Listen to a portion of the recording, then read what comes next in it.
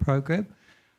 You can see that we have slightly different day today, so we are welcoming down a number of Sangha from Newbury. So thank you for taking the time to come down, of course. And we also have Ajahn Nissarano, Ajahn Sadharo already down here. Now, I'd just like to, because it's a bigger day and we've got a bit of a festival and we will have more people later on, can everyone just cast their mind back and think, yes, I did park mindfully and I did not park inappropriately, because it's a real issue for us if we have a problem. So please, hopefully that's all good. So I will just formally hand over to Sri just to make a formal welcome.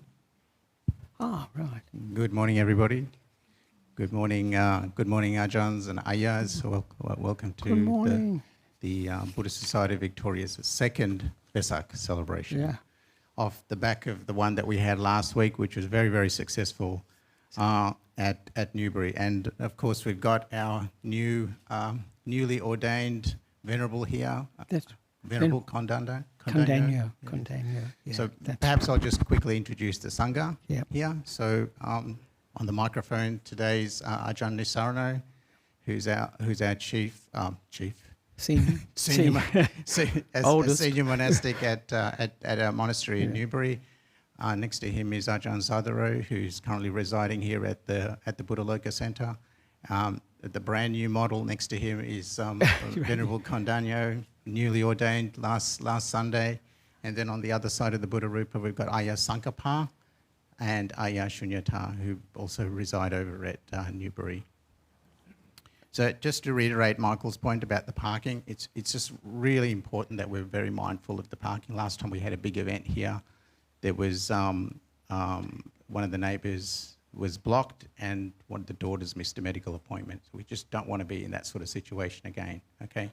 So if you did have your car parked out there, just like Michael said, just cast your mind back. Do I need to move it? Okay, then moving on.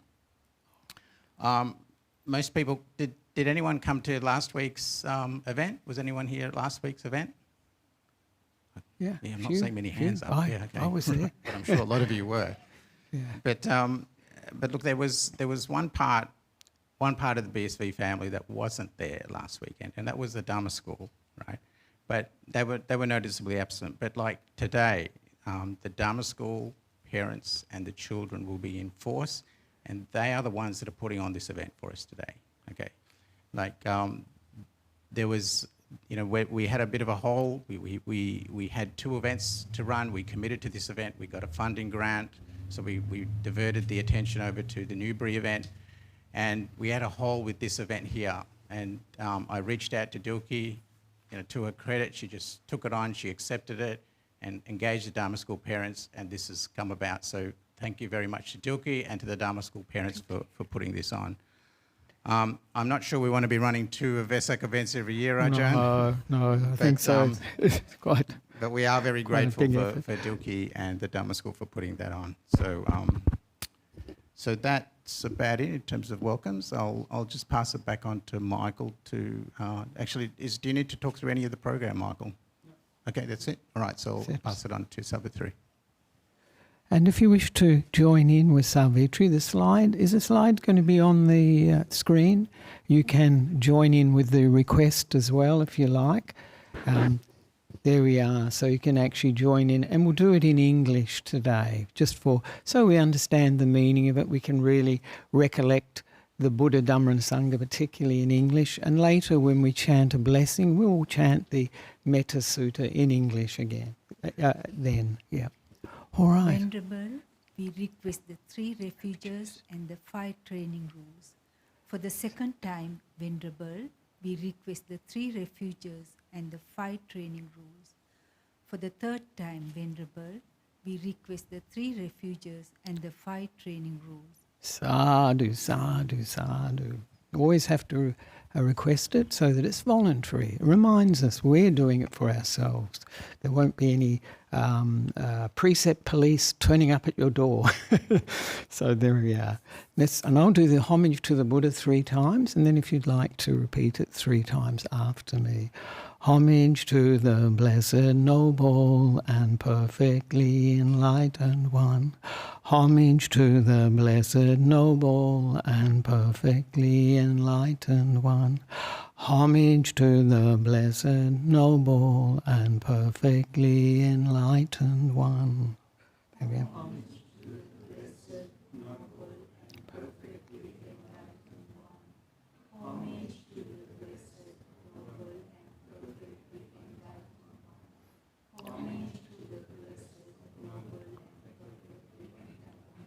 Sadhu.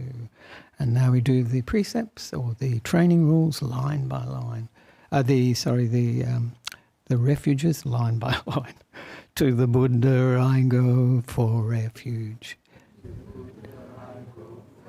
To the Dhamma I go for refuge. To the Sangha I go for refuge.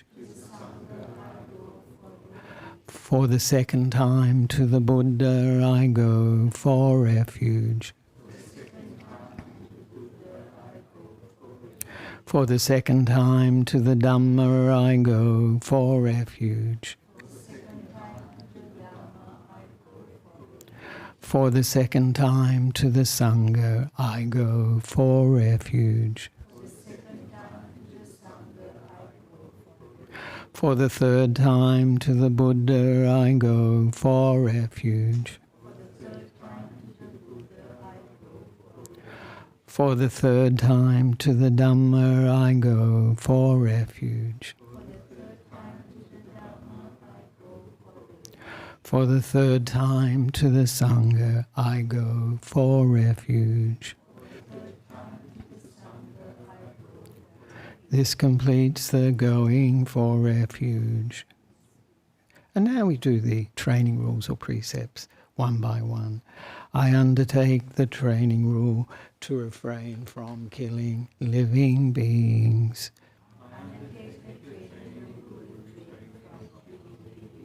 I undertake the training rule to refrain from stealing. I undertake the training rule to refrain from sexual misconduct.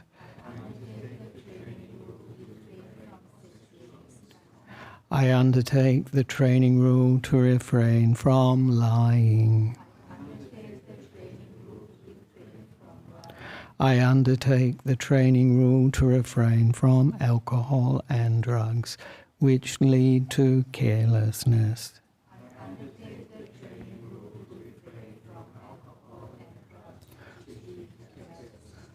Through virtue, these training rules lead to happiness, lead to good fortune, lead to liberation. Therefore, let them be purified. Sadhu, sadhu, sadhu. Very important part of the practice, not foundational. And now for the recollection of the Buddha, Dhamma and Sangha in English. The Blessed One is the Arahant, the perfectly enlightened one. He is impeccable in conduct and understanding, the accomplished one, the knower of the worlds. He trains perfectly those who wish to be trained. He is teacher of devas and humans. He is awake and holy. The Dhamma is well expounded by the Blessed One, apparent here and now, timeless, encouraging investigation, leading inwards, to be personally experienced by the wise. They are the Blessed One's disciples who are practicing well, who are practicing directly, who are practicing insightfully, those who are practicing with integrity. This is the forebears, the 8 kinds of noble beings. These are the Blessed One's disciples. Such ones are worthy of gifts. worthy of hospitality, worthy of offerings, worthy of respect. They are the unsurpassed field of merit for the world. Sadhu, sadhu, sadhu. And yeah, why not? Let's do the Metta Sutta too. We'll do it later. Maybe we'll do it in Pali later. That would be good. This is what should be done by one who is skilled in goodness and who knows the path of peace.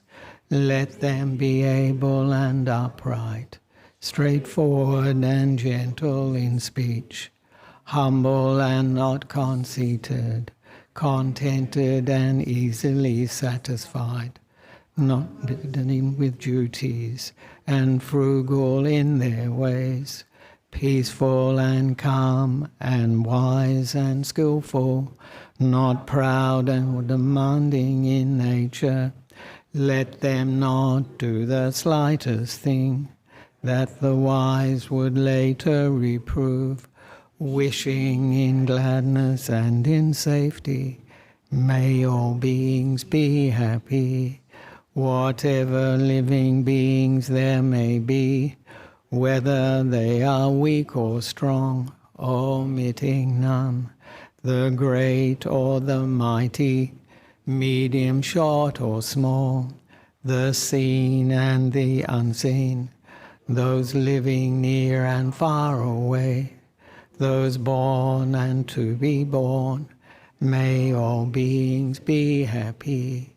Let none deceive another or despise any being in any state.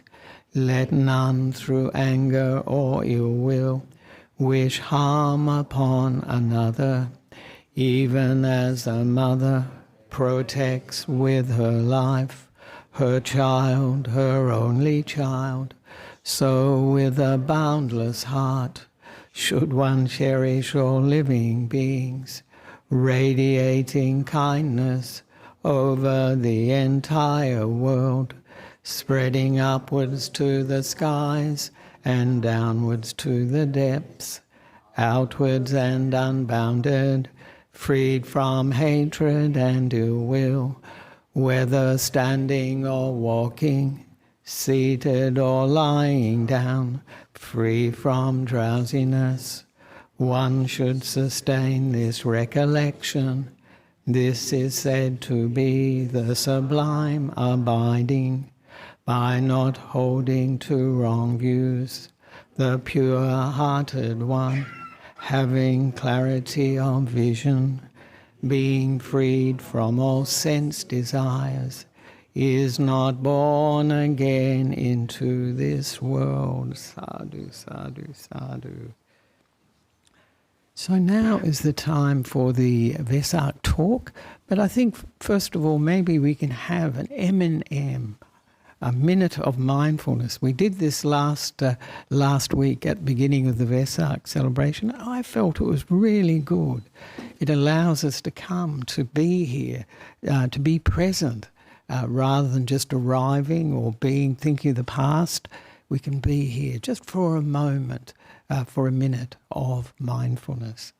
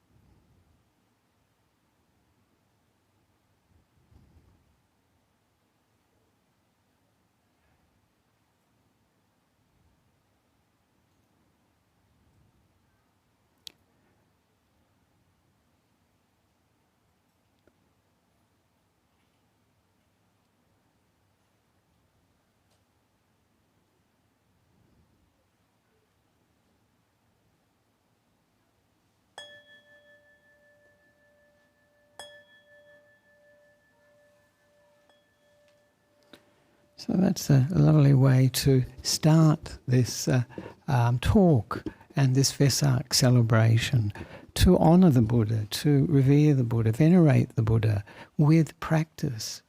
And in this case, practicing mindfulness. But the whole path of practice is a way that we honour the Buddha. We can pay our respects to the Buddha here and now. And of course, that's always going to be the offering of food, support, not only food, of course, offering of material things like the robes, the food, as I mentioned, also the accommodation, the huts, the support you give to the Sangha, and also medicines in time of sickness. But we should not only focus our generosity, our giving on the Sangha. That's an important field of merit. The Buddha mentions, doesn't he, in the recollection of the Sangha, that's the unsurpassed field of merit because of the precepts, the training that we are undertaking, and with the potential of becoming enlightened. And so it's great merit to offer to an enlightened being. But if we offer with a good heart, then that too, the Buddha says, purifies the gift. That too makes that gift great merit. So we should, and I'm sure all of you do, practice this dana, practice this generosity, practice this giving with all those people that are in our lives. Not only our family members, but also the people we work with, the people that we come in contact with during the day, and those that are going to school, the people at school, the other children, the other teachers, wherever we are, to practice that generosity, that dana. And that dana is a transformational aspect.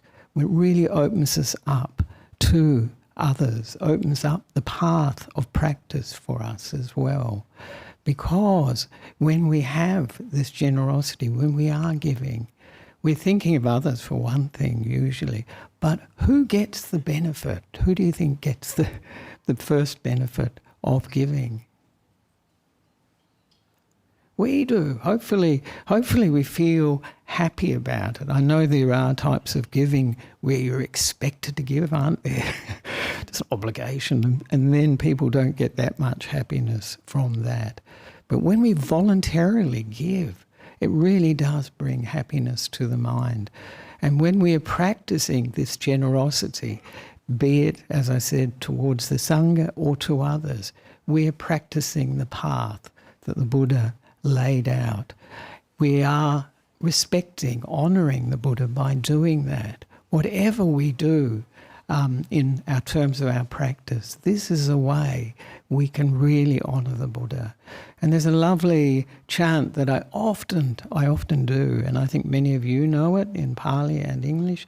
Imaya Dhamma Nu Dhamma Patipatya Buddhang Puchemi Dhammang Puchemi Sanghang Puchemi Ada Imaya Patipatya Jati Jara Vyadi Maranamha Parimunchisami. And that means, of course, by this practice, what's the practice?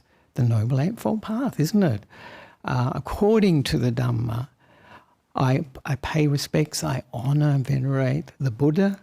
I pay respects, I honour the Dhamma. I pay respects, I honour, venerate the Sangha. By this practice, according to the Dhamma, I will be free from rebirth, old age, sickness and death. And this is where the Noble Eightfold Path is taking us, isn't it? And this beginning of the practice with dana is a foundational aspect of the path. In fact, the whole path is really dana, offering, giving, sharing is really the whole path.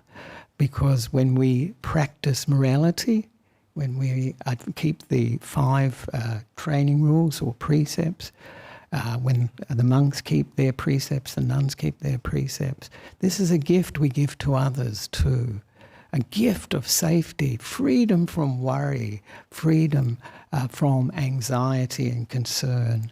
If we know people are not going to harm us, to kill us, if we know people are not going to steal from us, if we know that people are not going to take our partners, if we know that people are not lying to us, and if we know people are coming from clarity and not from confusion that's generated by alcohol and drugs, this is a real gift to the world. Somebody that's reliable, somebody that's a really good person is a gift not only to themselves, but to everyone they come in contact with. So this is part of the path. This is how we honour the Buddha too, by being a good person, by being someone that is reliable, dependable. And we will feel, the Buddha mentions, this sort of sense of confidence. In the language today we say self-esteem. We can feel self-esteem through our practice of morality. We can feel that we are a person with integrity and that people can trust us, because the basis of trust, isn't it, is ethical behaviour, that somebody is actually telling the truth, is behaving in accordance with what they say.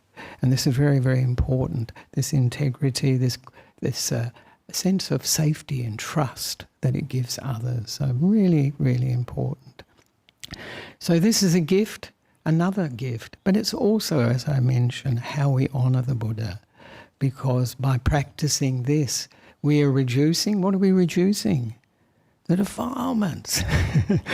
And this is an important thing, important part of the message of the Buddha, because we are reducing the defilements of particularly body and by action and by speech, but also in the process we have to be reducing the defilements of the mind too, because that's where speech and action come from. So very important aspect of the path, foundational. And what it will do, of course, dana gives you this happiness in the mind, very good for the practice. It supports the meditation. And same with the sila. In fact, the Lord Buddha, he gives this wonderful teaching and on reflecting on our generosity and reflecting on our ethical behaviour. And he says it can lead to this inspiration. We can see the significance, the meaning in what we're doing when we give. We can see the meaning, the purpose in when we are keeping the ethical behaviour. And that can give rise to this, as I said, this inspiration. And that can give rise, the Lord Buddha mentions, to joy, to this gladness in the mind, really. And then give rise to rapture, really extraordinary experience of delight in the body and the mind. It feels like in the body, but it's really coming from the mind. And then, the Lord Buddha mentions, we can develop this tranquility, this peace, this ease of the body and mind. And in meditation, this is when people say, oh, I couldn't feel my body, I wasn't aware of it. And then, after that, happiness arising. This is happiness of being free of this body. You might have heard of people who have out-of-the-body experiences or near-death experiences, and often leaving the body behind, a painful body, a heavy body, is great relief and a great happiness. And this is similar to this happiness in meditation, when the body is no longer is no longer the focus for our mindfulness. We're going inside. And then, of course, Lord Buddha mentions that the mind can come together with this happiness, inner happiness. And so this is where this dana and also the sila is taking us. So we should see the importance in it. We should not think it's a little thing. And of course, this is in accordance with what the Buddha calls right view. So this is a very important part of right view, where he says there is meaning in giving, in sharing. And he says sacrificing too.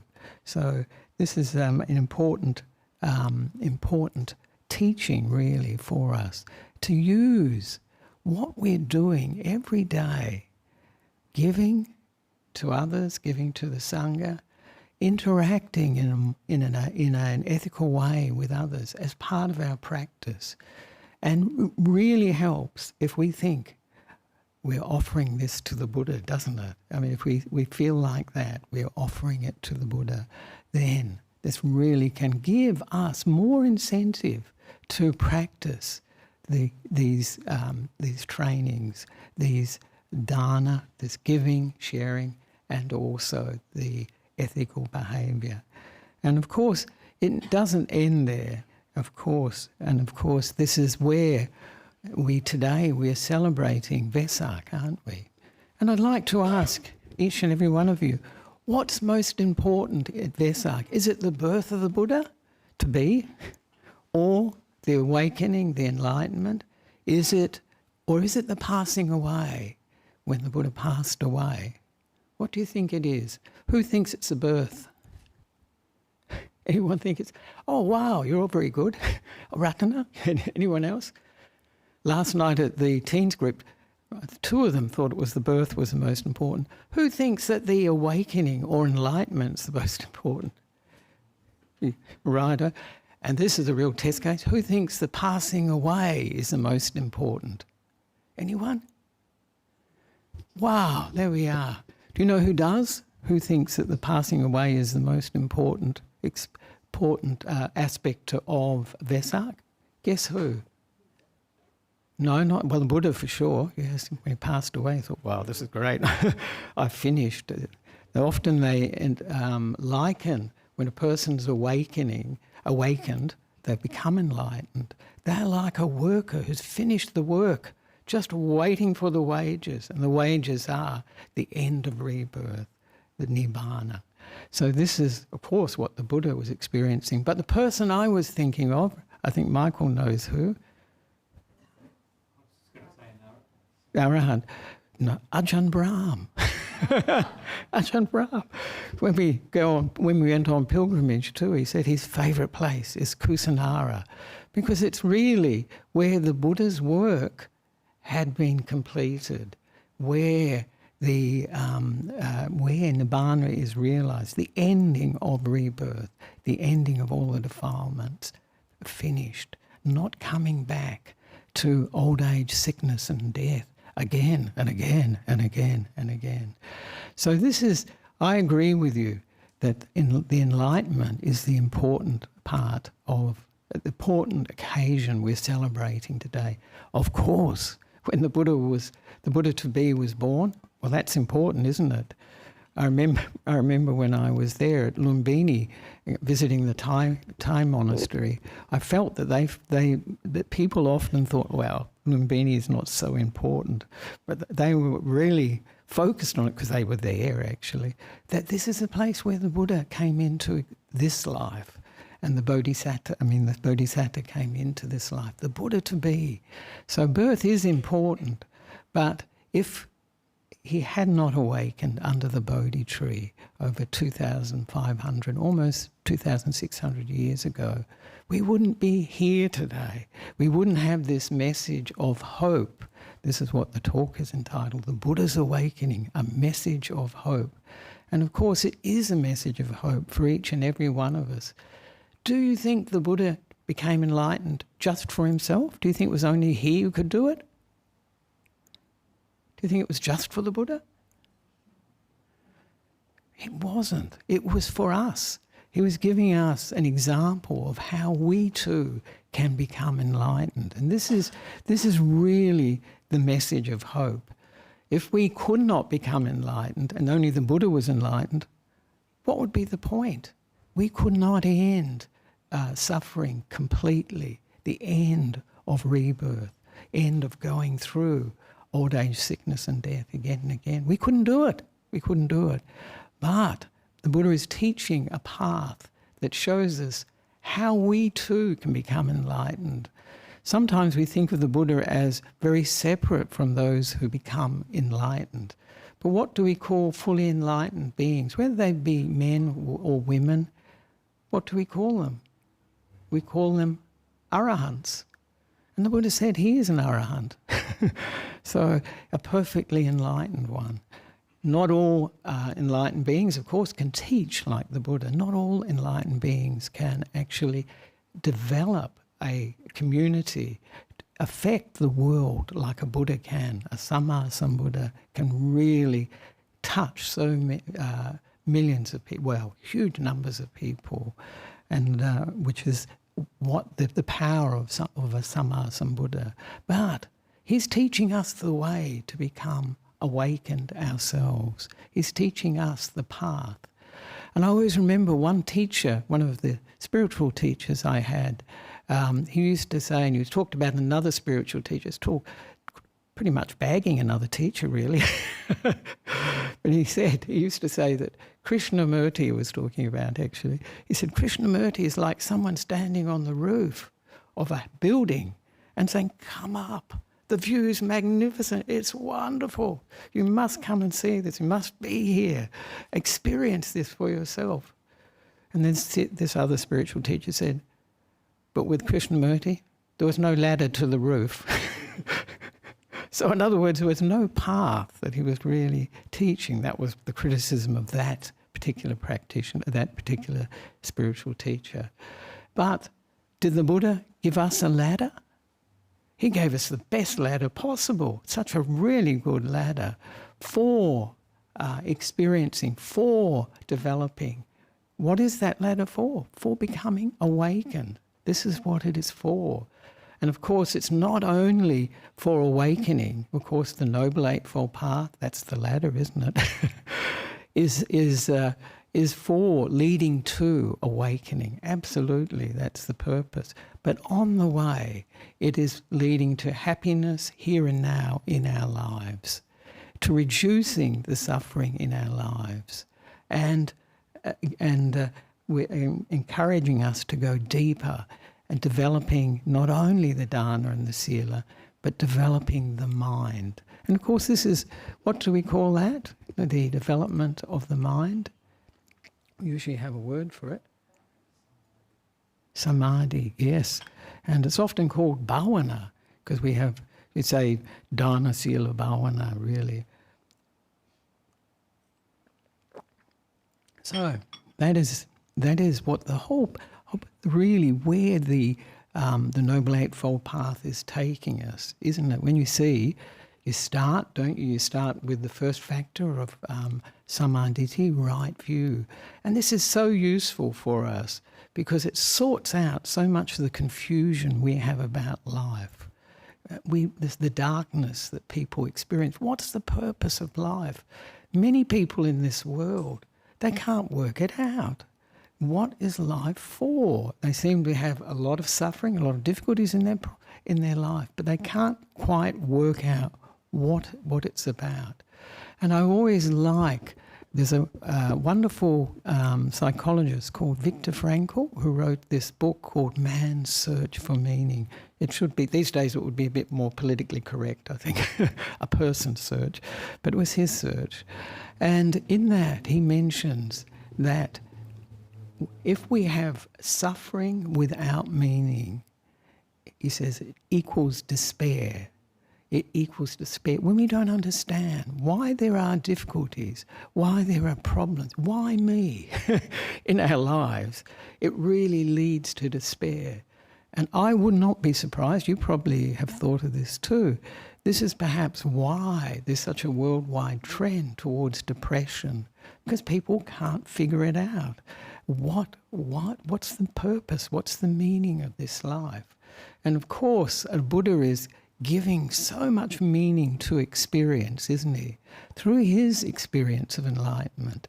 And his experience of enlightenment was seeing. What was it seeing? 4 things. The 4 Noble Truths. And that's what transformed him from an unenlightened being to an enlightened being. Seeing that, also having the purity the mind to having perfectly pure, being free of greed, hatred and delusion. But seeing those Four Noble Truths was like when we get on a, we're breaking through all this darkness, all this unknown fear, anxiety, worry, old age, sickness and death. This is what he broke through to. Like when we take a flight, I'm sure many of you have experienced this. Have you experienced this? When you take off in a plane, it's pretty dark and cloudy, maybe even rainy, might be a bit of lightning, sometimes stormy, sometimes. And you go, the plane takes off, and then it goes through the clouds. And then what do you see when you go through the clouds? Anybody experience this? If it's during the day, blue sky and the sun. And this, it just seems amazing when you go through the clouds. It impresses me every time it happens, actually, when there are a lot of clouds and it's a bit stormy, a bit rough. You come through and it seems so peaceful, so vast, so bright. And it really impresses the mind, that spaciousness of the blue sky, the endless blue sky. I call it blue sky mind. And for the Buddha, when he broke through those clouds and the storms, the darkness of not knowing what life was about, searching, for the answer to rebirth, old age, sickness and death, and the fact that everything deteriorates, and searching for that meaning, spending 6 years, wasn't it, following these really tough practices, almost leading to his death, really. And then, with all that, then breaking through those clouds to the inside of the Four Noble Truths, seeing that brilliant light. When we talk about the enlightenment, we talk about the enlightenment of the Buddha, isn't it? We always talk about light, how this light arose. The Buddha often mentions it, then the light arose. And so this simile of the plane taking off and going through the clouds is very useful, because it was a breakthrough for the Buddha to the Four Noble Truths, to understanding what life was about. And then that brilliance, that happiness, that incredible joy for the Buddha, lasting weeks. I think they say 7 weeks. So not bad, isn't it? He sat in samadhi, in deep meditation, experiencing these deep states of meditation, the jhanas or dhyanas, and coming out of that periodically and reviewing what he had experienced. He was unpacking for 7 weeks his experience of enlightenment, which was probably just a flash, understanding what he had actually experienced. And that took that length of time for him to actually to make it concrete for him, to bring it really into perspective for him. And presumably, of course, this was really the basis for him being able to teach us. Not an easy task, that's for sure, for all of us. So this is a simile that we can use for the Buddha. And I know one of the Ajahn Brahm's nice similes that he uses is Buddha air. Have you heard Ajahn Brahm talk about Buddha air? I was with him in 2001 when on this pilgrimage we went to India. But first of all, we flew into Kathmandu. This was a different pilgrimage route than what we do these days. And we flew into Kathmandu. And when we were at the airport, we saw this airline there. And it was called Buddha Air. So Ajahn Brahm's used it so many times, this Buddha Air. But of course, and he says, Buddha Air with insight service. So in other words, and of course that's true in a way, the Buddha's insight, he shares his insight with us. So Buddha Air with insight service. But of course, what is I think it's to me it's really, really nice to think of Buddha air, this aeroplanes, like the Noble Eightfold Path. Because it was a teaching the Buddha gave when Venerable Ananda had seen this, the Brahman Janasoni, a very well-known Brahmin in the city that the Buddha spent most of his time in, Savatthi. And he had this immaculate chariot. It must have been the Rolls Royce of chariots, and everything was themed to white. The horses were white, the chariot was white, the sort of cover over the top was white, everything was white. And the Venerable Ananda came to the Buddha and he said, I thought it was really interesting you should ask this question. He said, well, is there anything like this vehicle, this divine vehicle that that the Brahman Janasoni drives around Savatthi every so often, probably to impress people? And the Buddha said, yes, there is. And Venerable Ananda said, what is that vehicle? And he said, the Noble Eightfold Path. So this is the Noble Eightfold Path. And when it helps us to climb out of the problems, the darkness, the storms of our lives, and to go through those clouds with the Noble Eightfold Path, with that wisdom of the right view there, helping us to understand what life is about so that we can come through all the problems and difficulties. Well, hopefully, it really depends. It can take a long time for some people to come through those clouds and storms, for sure.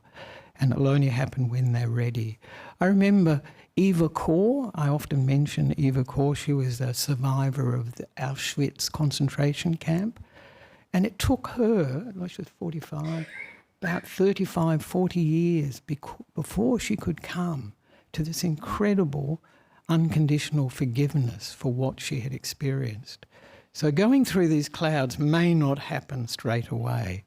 And recently we had a workshop at the monastery, and somebody talked about some difficulty in their life, and they said they can't resolve it. They're still in the clouds, I'd say.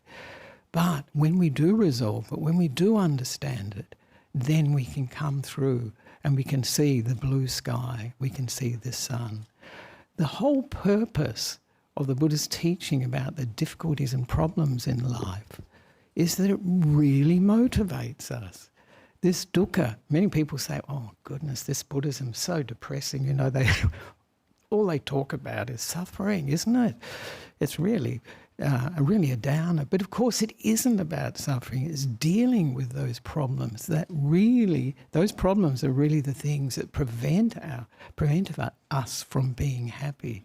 So the Buddhism is teaching us a way of dealing with that, the unsatisfactory nature of life. It's teaching us a lesson about life, and it's teaching us a way to go beyond those problems.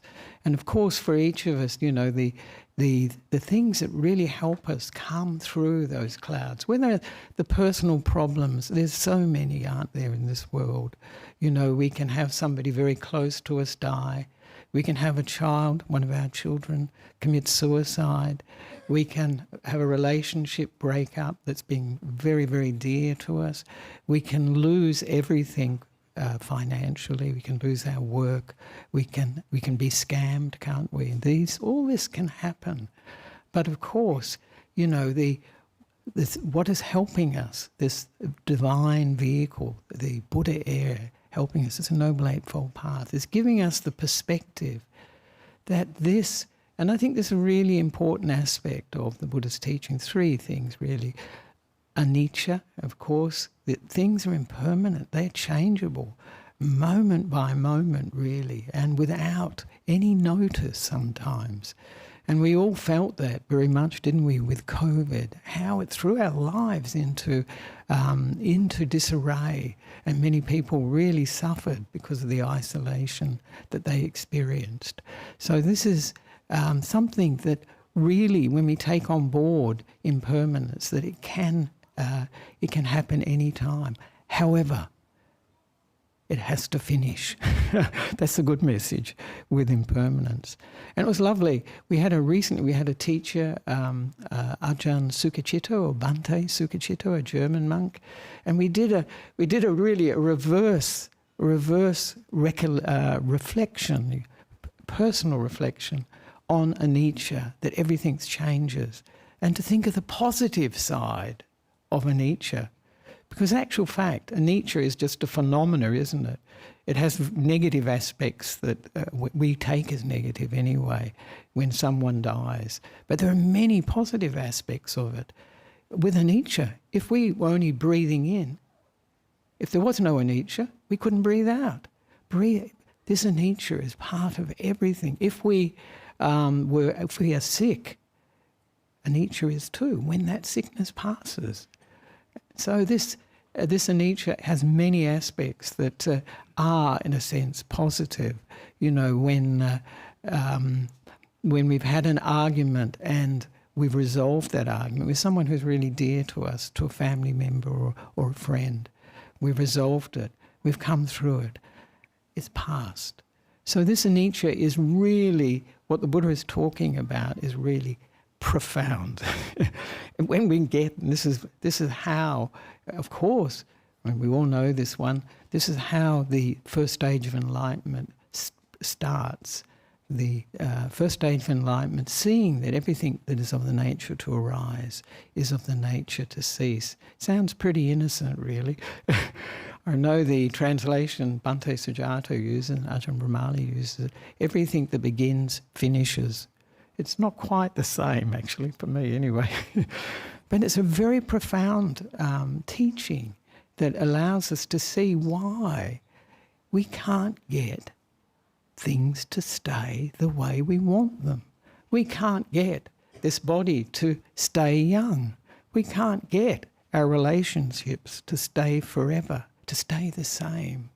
We can't stop, we can't prevent death happening, this body dying, all these things.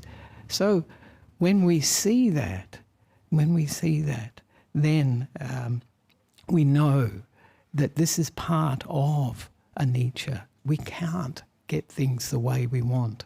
And of course this is a noble truth, first noble truth of suffering, isn't it? That not getting what we want is suffering, but also being parted from those things, those people and things that are dear to us, that's suffering. And then the Buddha, of course, is pointing to the fact that the cause of all this is wanting it to be other than it is. In fact, wanting is first noble truth too. Because as soon as we want something, there is this sense of we haven't got it yet. We suspend our happiness until we get what we want, and we may not get it. So this is a very profound teaching about anicca leading to this dukkha. But the hardest one, of course, is seeing that this, and you might think, wow, this is all, because often when we're experiencing anicca, the body's growing older, we're getting sick, or we're in the dying process, it really feels so personal. But what the Buddha is saying, that this is actually a process of body and mind, not me, not mine, not myself. And that's a hard one for us to take on board. But in actual fact, it's something that really can lighten the load. Yesterday we had a workshop with a Thai monk called, his name is Lungta. Lungta means venerable, like venerable father, but somebody who's ordained later in life. Narong Sak, they often use the Thai name. And his Pali name, wonderful Pali name, Kinalio. Kinalio means one who has destroyed clinging to things, this clinging which keeps us coming back to birth again and again. So he was teaching us about how, his focus was about how we can use non-self at the most profound level to give up suffering. And his message was that, of course, we can give up many things in this life. We can give up things that we see as unwholesome, negative, unskillful. But what we haven't given up, he's pointing to, is that owning being a skillful person, knowing that we're a skillful person. And this is really this very deep understanding of a non-self, that this is a process, that this, what we're experiencing in this body and mind, we're taking it pretty personally, but it's just phenomena coming and going. And so if we have that understanding, if we can get an inkling of that understanding, that even this knowing of what we're experiencing is not I, not me, not mine, not a self, if we really can get that at a deep level, we're free. The mind is free, not us. There's no I, no me, mine, myself. So then, that's a very deep level. So this is where the Buddha is taking us towards bhavana, developing the mind through meditation and through reflection. So we're developing it through vipassana too. First of all, we need to bring stability to the mind. So we develop sati, the sati, moment by moment, present moment awareness of what we're experiencing. We had 1 minute. And then taking that to, as that becomes more and more continuous, becoming samadhi, coming still, and then going deep. And then from that depth, coming out of it and seeing, yes, what do we see? Anicca. We see this impermanence at a really deep level. We see the difficulties, the problems in life at a very deep level. And we also see this sense of self that we're so attached to is in actual fact the big thing that creates so much of our suffering, really. We say wanting or tanha is the cause of suffering, but it's really at the deep level, it's that sense of self that is responsible for all that wanting. If we didn't, it was a good point that he made yesterday, if we can, and I say it quite often too, if we just thought wanting was a phenomena in the mind happening, pushing us around, not me, not mine, not a self, wow, that would be we'd be free of this slave driver of wanting that's telling us, you've got to get this, you've got to do that. But we've owned this for so long. So this is the wisdom that a person sees after deep meditation. And so it takes us all the way, that can take us all the way to awakening, to the Buddha's, to the experience of awakening enlightenment itself. So that's the purpose of this divine vehicle, Buddha Air. Take us all the way there. And on the way to enjoy life more, as we understand more, as we become much more ethical people, much more generous people, that will lead immediately really to a lot more happiness in our life, a lot more lightness in our life. So this is a path that the Buddha quite often mentioned as good in the beginning, good in the middle, and good in the end. So this is something that we can experience on Buddha Air when we travel the Noble Eightfold Path together. And so I'd like to encourage everybody that we can do it. It can be done. In fact, this is the message of the Buddha's awakening. It's not only I can do it, or he did it, we can do it. This is really the message of Vesak. And that's why it's such a celebration, such a joyful occasion, such a uplifting occasion, because we realize, yeah, even I am capable of awakening. I am capable of enlightenment. This mind is, at least. And so it's a message of hope for all of us, not just for the Buddha.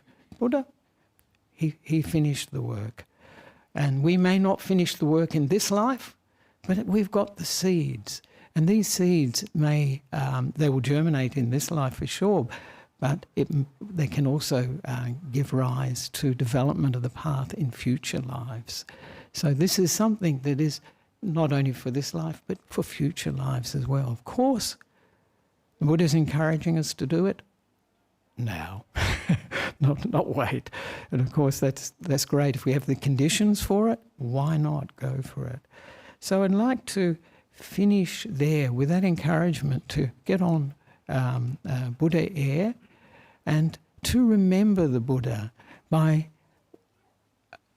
practicing what he taught, practicing the Dhamma according to the Dhamma, and honouring the Buddha by doing that, honouring the Dhamma, honouring the Sangha, and using that to go beyond old age, sickness and death for each of us. So this is what we can do when we honour the Buddha, venerate the Buddha in our lives, by practicing, as I mentioned, generosity, sharing, and also ethical behaviour, and developing the mind in these good qualities, not only sati, different types of sati like loving kindness, compassion, joy with others, success and good qualities, and equanimity, this acceptance of ourselves and others. There are so many good qualities of the mind, and the mind is what's taking us, what is actually affecting how we experience life. Develop that mind, and then we enhance our experience of life, and we can then break through those clouds and see the blue sky and the brilliance of the sun and the light. So I'd like to finish there and just encourage you to come on board Buddha Air. Thank you very much. There we are. And so now I think they're up to you, yeah? Is there some? First of all. Questions? Do we have time for questions? Maybe just one question, all right? Just one question. Who's going to put the hand up? Come on. No? Okay.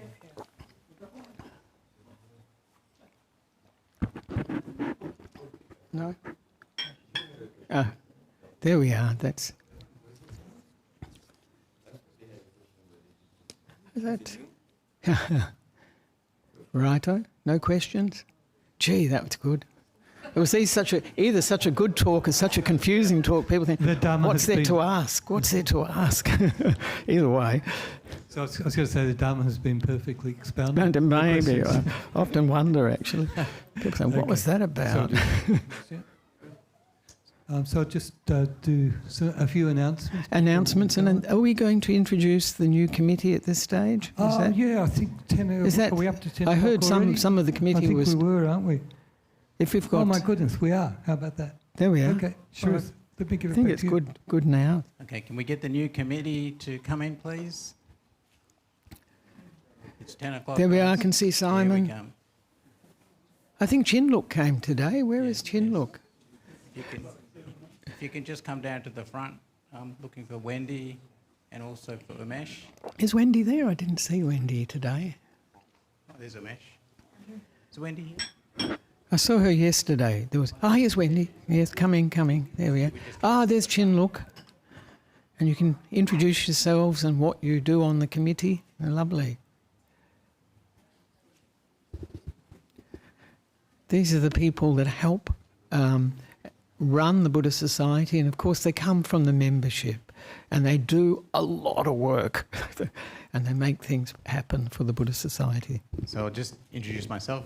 I'm the president. I'm looking forward to sitting on the banana lounge for most of this year. Because I was doing secretary last year, it was pretty full on. I'll just give it to Siri now. So Siri. Yes, I'm a committee member. Not sure still what I'm going to do, because my predecessor is still going around Perth somewhere. So I'm supposed to look after this place, its maintenance, its upkeep, and any other problems that might crop up.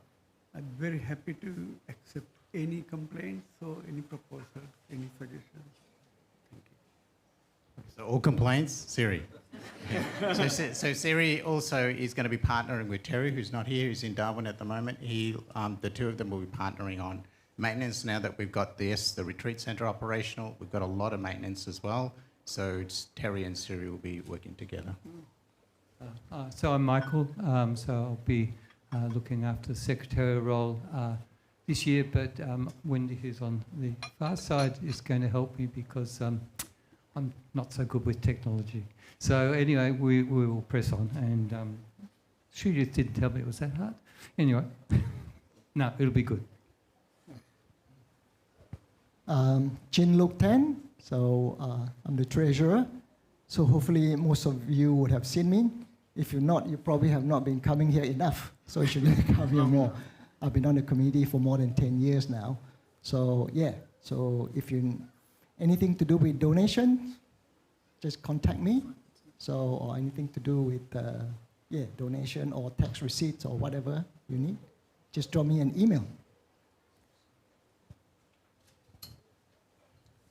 Good morning, everyone. Happy Buddha Day. My name is Simon Du, Vice President of BSV. And I guess to put it very briefly, why am I here? And my intention is to make life easier for everyone, hopefully, including myself. Thank you. Hi, good morning, everyone. Umesh, so looking after events and fundraising as well in connection with everyone. I guess why am I here? I want to make BSV a very family-friendly, inclusive place for us all to share in the Dhamma and be part of the journey that Ajahn Nissarano described today as well. So look forward to meeting every one of you here today. Thank you. Thanks. Hi, my name is Wendy. I, as Michael was saying, am going to be helping with some of the secretary-related items, but I'll be working on the teaching portfolio. Some of you might know me from Dana as well, so hi. I'm really excited to be joining the committee and hope to be able to help serve the community. Sadhu, sadhu, sadhu. There we are. So hopefully there are future committee members in the audience now. So you might notice there's a real big gender inequality going on here. So Wendy's all on her own here. We do have one position available on the committee if you are interested in making a difference here. And we are really a committee.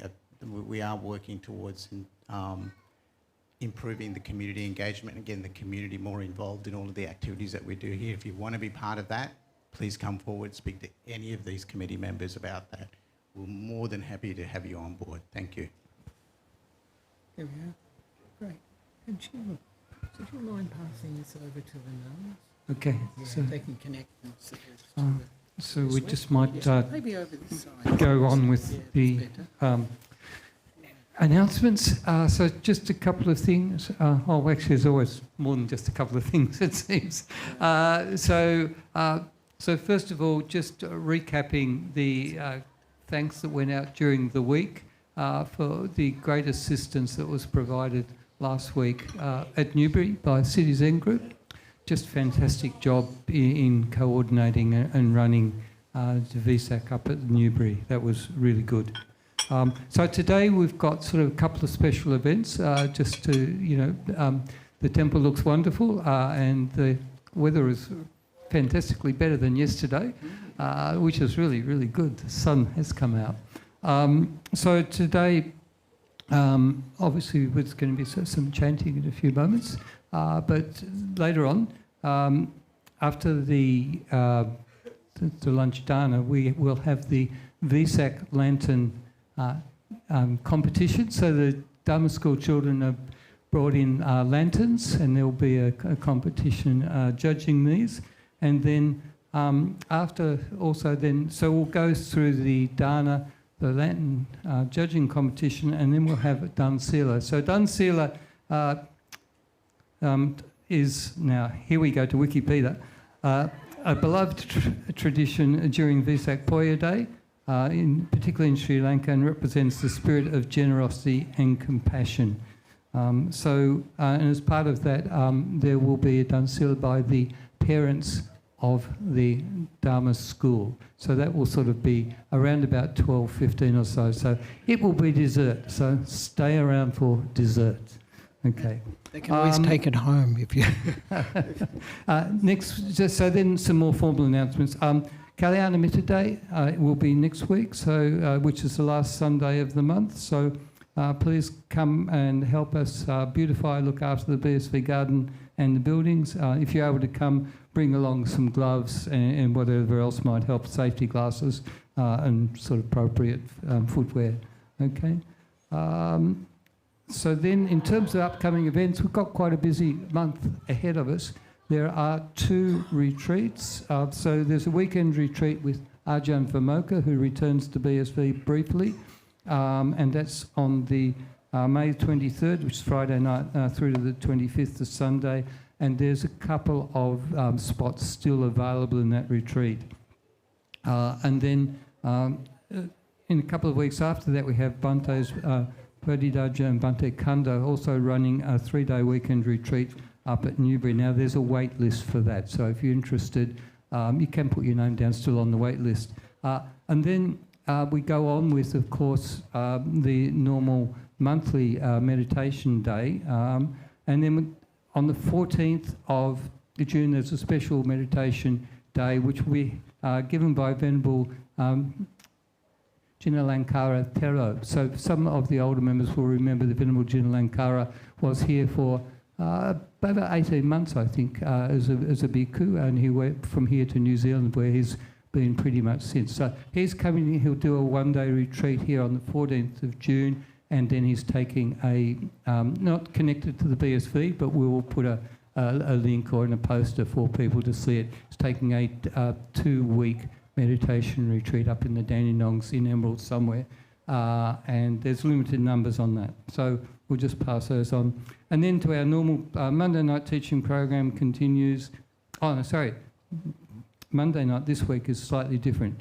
I'll see if I can get the pronunciation right. Luang Ta Narongsak Kenalao. Okay, close. Yeah? So the Thai monk who spoke yesterday, Ajahn, I'm assuming that will be translated as it was yesterday. Yes. He's not got only one translator, 3. Oh. He's got a monk and 2 nuns that translate for him. It's really quite an interesting arrangement. Yeah, Okay. great. Really good. And I wasn't here yesterday, so I can't comment. Yeah. But I encourage people to come because it was a really deep teaching, but one that I think you can sort of grasp, but then it slips away again. But it's well worth coming, and it will be a very interesting night, 7:30 to 9 o'clock tomorrow night. Highly recommended. Yeah, I'll be coming. Okay. Tuesday night will be the layperson led meditation as per usual. Then, of course, we have the Monday and Friday nights, Make Meditation a Healthy Habit at 7 p.m. and New Day, New Mind, the daily meditation. You can join any time between 4 a.m. and 6:30 a.m. on Discord. And I think that's it. Great.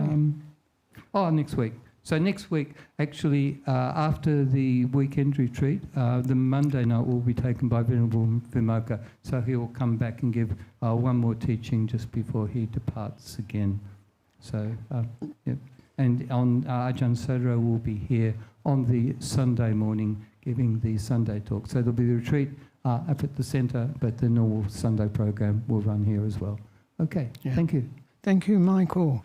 And now is the time for, on the program, anyone that has gifts, they're welcome to come up and offer to either Sangha, to the Nun Sangha or to the Monk Sangha, if anyone has gifts. Before we do the blessing chant, and we'll also, over at the other side, we'll do a dedication of merit here too, but over the other side we'll give the actual the Anumodana blessing. So there we are. First of all, for the chanting, and you're welcome to join in. The 3 suttas. And anyone got any gifts? I can see Ratana's got something. You want to? No? That's it? All right, let's go. There we are. And I can invite the Devas, and you can join in, because I know many of you know it.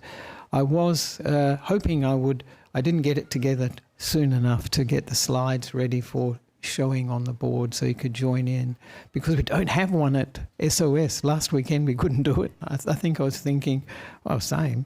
So there we are. Please join in if you know it. Samanta Chakavale Suatra Gachantu Devata Sadhamang Muni Rajasa Sunantu Sagamokadang Paritas Savana Kalo Ayam Badanta Paritas Savana Kalo Ayam Parita Dhamma Savana Kalu Ayam Badanta Namo Tassa Bhagavato Arahato Samma Sambuddhassa Namo Tassa Bhagavato Arahato Samma Sambuddhassa Namo Tassa Bhagavato Arahato Samma Sambuddhassa Evang me sutang ekang samayang bhagava savatiyang viharati jetavane anatapindikasa arame atako anyatara devata abhikantaya ratya abhikantavana kevala kapang jetavanang obasetva yena bhagavaten upasankamitva bhagavantang abhivadetva ekamantang attasi ekamantang titako sadevata bhagavantang gataya anjabhasi bahudeva manusacha mangalani achintayum akankamana sotanang bruhi mangalam uttamang asevana chabalanang panditanang cha sevana puja cha pujaniyanang etang mangalam uttamang Patirupa desawaso cha pube jakata punyata atasamma panidicha etang mangalam uttamang bahusachancha si pancha vinayo cha susikito Subhasita chaya vacha etang mangalam uttamang mata pitu upatanang puttadara sasangho anakula chakamanta etang mangalam uttamang danancha dhammacharyacha nyatakanancha sangaho anavajani kamani etang mangalam uttamang arati virati papa majapana cha sanyamo appamado cha dhammesu etang mangalam uttamang garavo cha nivato cha santuti chakatanyuta kalena dhamma savanang etang mangalam uttamang kanti chaso vachasata samananancha dasanang kalena dhamma saukacha etang mangalam uttamang tapo cha brahmacharyan cha arya sajana dasanam nibbana satchikiriya cha etang mangalam uttamang Puttasa loka dhamme chittang yasanakam pati asokang virajang kemang etang mangalam uttamang eta disani katwana sabbatamaparajita sabbatta soting gachanti tang te sang mangalam uttamanti yang kinchi vitang idava hurang va sage suvayang ratanang parnitang nano samang atitathagathena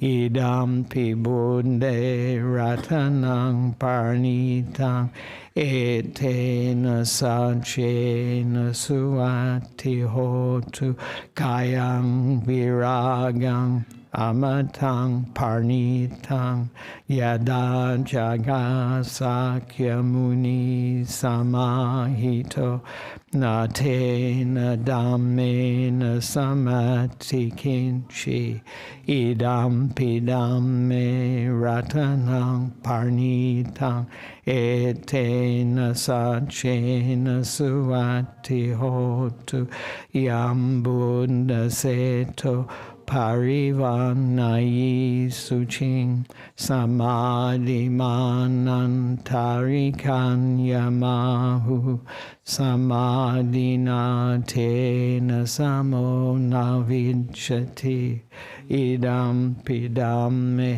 ratanang parnitang etena sachena suati hotu ye pugala atta satang pasata chattari etani yugani honti te kineya sugatasa sawaka ete sudinani mahapalani idam pisange ratanang parnitang etena sachena suati hotu yesu payuta manasa dalhena nikamino gotamasa sanamhi te patipata amatang vigaya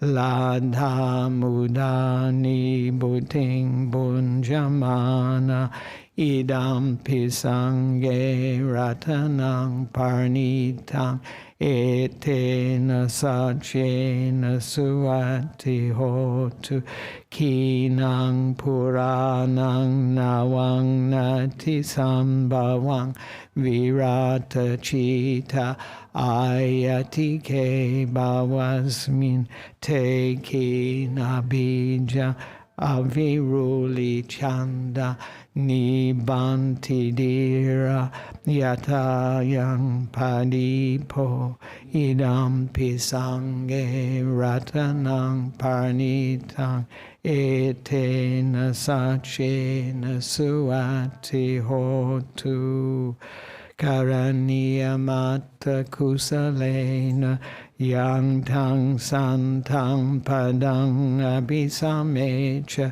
sako ujucha sujucha suacho chasamudu anatimani santu sako chasubarocha apakicho chasalahukawuti sandindriyo chanipakocha apagambo kuleso ananugido nachakundang samachare kinchi yena vinyu pare upawadeyung sukino wa kemino hontu sambe satta bhavantu sukhitata ta ye ke chipana bhutati tasawa tavarawa nanavasesa digawa ye mahantava Majjhima rasakanukatula ditawa ye adita ye chadure vasanti abhidure Bhutawa sambhave siva sabbe satta bhavantu sukhitata naparo parang beta nati manyeta katachinang kanchi Vyarozana patigasanya nanya manya sadukamicheya matayata niyang putang ayusa eka puttamanurake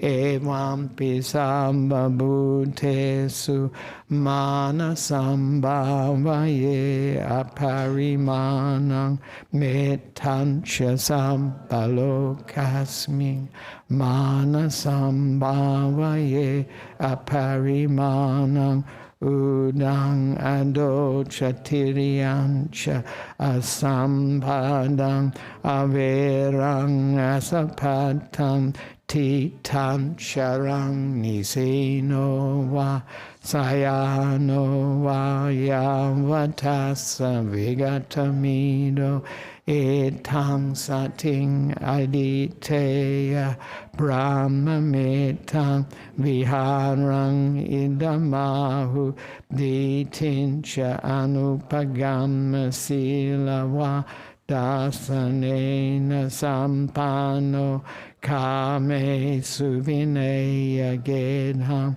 nahi jatu gambaseyang punaretiti etena satchavajena dukkhavupasamentute etena satchavajena bhayavupasamentute etena satchavajena rogavupasamentute.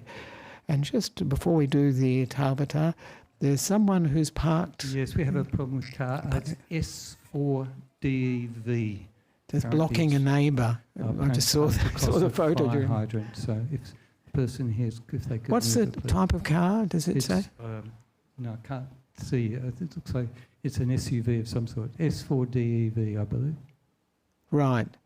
So if anybody can recall parking in one of the neighbours' driveways or blocking it, please immediately go and move it.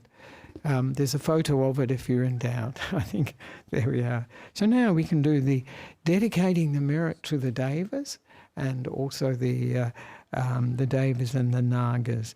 And this is for all success. We call on the Devas to rejoice in what we're doing today, and then for success, for themselves, for us. And not only the Devas, but the spirits, the Bhuta, and also Satta, all beings. Sorry, I just finished it. So I just lost it. So there we are. Was this for DEV, wasn't it? Oh, they've got some news. Do you want to? Yeah, it's okay. What's the latest update, Michael? The neighbour hasn't complained. Yes. Oh, is he? Right. All right. Let's go for the Etavata. There we are. Etavata cha amhehi sambatang punya sampadang sambe deva anumodantu samba sampati sindhya etavata cha amhehi sambat punya sampadang Samme Bhuta Anumodantu Sabba Sampati Sindhya Etavata Cha Amhehi Sambatang Punya Sampadang Samme Satta Anumodantu Sabba Sampati Sindhya Akasata Chabumata Devanaga Mahindika Punyang Tang Anumoditva Chirang Rakantu Sasanang Akasata Chabumata Devanaga Mahindika Punyang Tang Anumoditva Chirang Rakantu Desanang Akasata Chabumata Devanaga Mahindika Punyang Tang Anumoditva Chirang Rakantu Mang Paranti. Sadhu, sadhu, sadhu. So that's the blessing, but we'll actually do the and we can do the dedication of merit too now. That's it. For those that have passed away, the departed ones, family and friends that have passed away. Dedicate all the good karma from today and other occasions to their well-being for a good rebirth, and also to connect with Buddha, Dhamma and Sangha in that rebirth.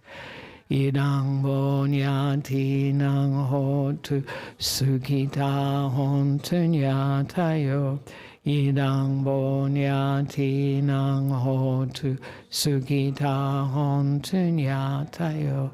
Idang bonyati nang hotu sukita hontu nyatayo. So that's the dedication of merit to those who have passed away. And now after this, we have the Pindapata, which should have started 4 minutes ago. So there we are.